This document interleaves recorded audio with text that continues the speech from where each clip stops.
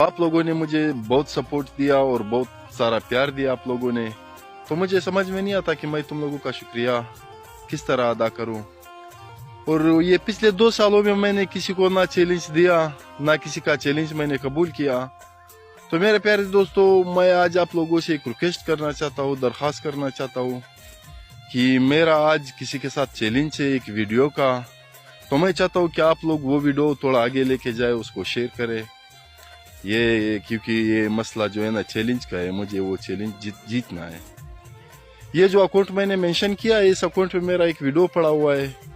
आप लोगों ने उस वीडियो को लाजमी देखना है, लाइक करना है, शेयर करना है और कमेंट करना है। हो सके तो उस अकाउंट को फॉलो भी करना है। लाइक, कमेंट, शेयर ये जरूर करना है। ये रिक्वेस्ट है मुझे आप लोगों से, ताकि मैं ये चैलेंज जीत सकूं। बाकी आप लोग खुश रहो, आबाद रहो हमेशा।